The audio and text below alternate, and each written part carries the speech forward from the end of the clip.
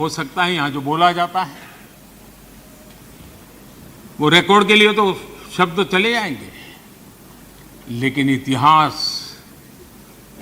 हमारे कर्मों को देखने वाला है। जिन कर्मों से एक समृद्ध भारत का सपना साकार करने के लिए मजबूत नींव का कालखंड रहा है, उस रूप में देखा जाएगा।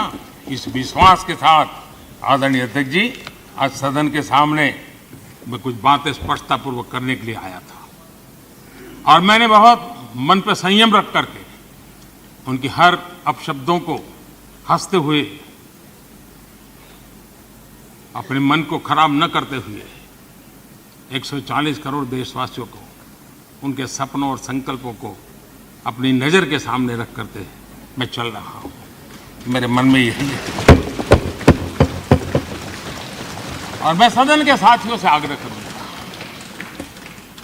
आप समय को पहचानिए, साथ मिलकर के चलें।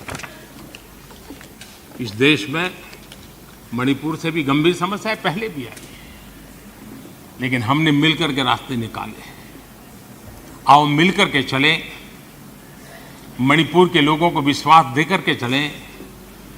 राजनीति के खेल करने के लिए मणिपुर की भूमि का कम से कम दुरुपयोग न करें।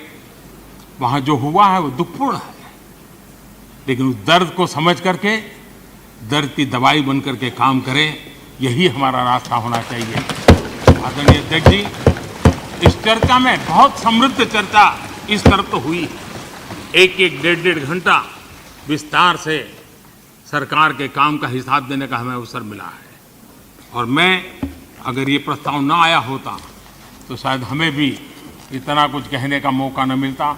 तो फिर एक बार प्रस्ताव लाने वालों का तो मैं आभार व्यक्त करता हूँ, लेकिन ये प्रस्ताव देश के विश्वासघात का प्रस्ताव है।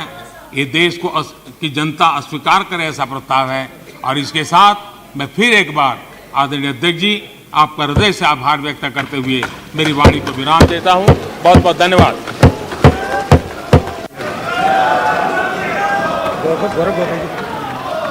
श्री गौरव गोगोई जी, श्री गौरव गोगोई जी, गौरव गोगोई जी। अब मैं श्री गौरव गोगोई द्वारा प्रस्तुत प्रस्ताव को सभा में मतदान के लिए रखूंगा।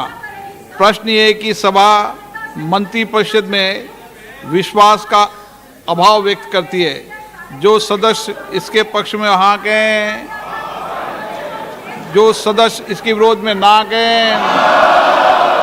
मेरे विचार में निर्णय ना वालों के पक्ष में हुआ, ना वालों के पक्ष में प्रस्ताव अस्वीकृत हुआ। क्या रिपोर्ट है? आज की चर्चा के अंदर माननीय श्री अधीर रंजन चौधरी और वीरेंद्र मस्ती जी का व्यवहार सदन की मर्यादाओं के अनुरूप नहीं रहा। मैं वीरेंद्र मस्ती जी कुछ बोलना चाहते हैं आप? मैं कभी भी सदन के सम्मान को ध्यान रखता हूं, आपके अध्यक्ष पीठ का भी ध्यान रखता हूं। जो भी और जिस भी व्यवहार से सदन का कार्रवाई से वो हमने इतना ही हुआ है कि मैं उसके लिए आपसे, आपके अध्यक्ष पीठ से क्षमा चाहता हूं। हम अपने नेता के अपमान को बर्दाश्त नहीं कर पाए, इसके लिए मैं आपसे क्षमा चाहता हूं। संसदीय कार्य मंत्री जी कुछ? सर, मैंने उसी टाइम पॉइंट ऑफ ऑर्डर भी उठाया था, लेकिन अफसोस की बात यह है, the most unfortunate thing is sir,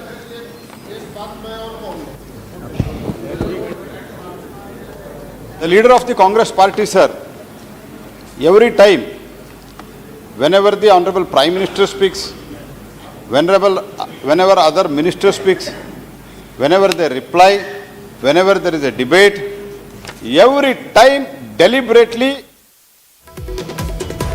तो सदन में विपक्ष का अविश्वास प्रस्ताव गिर चुका है। एक बार फिर से अविश्वास प्रस्ताव को खारिज कर दिया गया है। 2018 की तरह इस बार भी सदन में विपक्ष के अविश्वास प्रस्ताव को गिरा दिया गया है।